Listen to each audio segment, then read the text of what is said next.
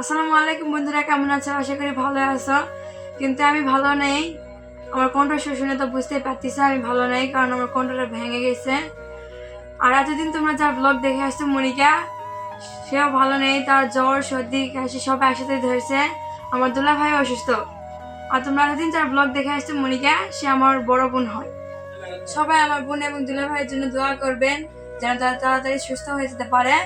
আর আমি অসুস্থ থাকলে কি হয়েছে, আমাকে অসুস্থতার মধ্যে পড়াশোনা করতে হচ্ছে, কারণ এই মাসের 21 তারিখে আমার পরীক্ষা। সর্দি জ্বর হলে আমরা গ্রামের মানুষেরা চাউল ভেজে বেশি করে ঝাল, লবণ, পেঁয়াজ কুচি, রসুন কুচি দিয়ে ভালো করে মেখে খাই।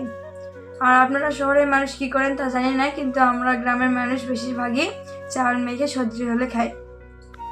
আমরা চাল ভাজা মাখার জন্য এখানে পেঁয়াজ কুচি, রসুন আর ঝাল কুচি নিয়েছি। এখন আমরা লবণ দিব।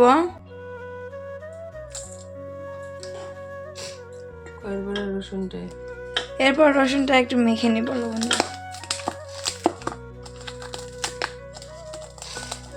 আমার বোনই কিন্তু চাল ভাজাটা মাখতেছে।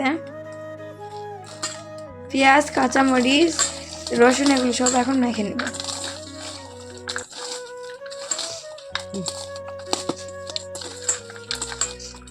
এখন তেল দিব, সরিষার তেল।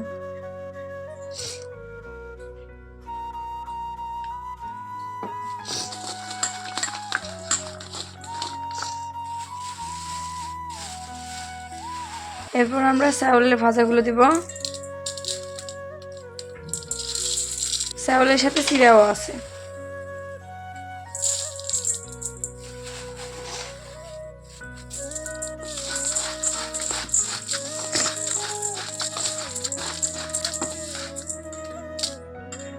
এই যে আমাদের চাল মাখা হয়ে গেছে, তবে এখন খাওয়ার পালা।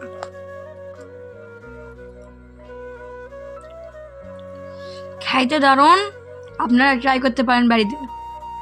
এটা সুন্দর পরে পরে খেলে একটু বেশি ভালো লাগে।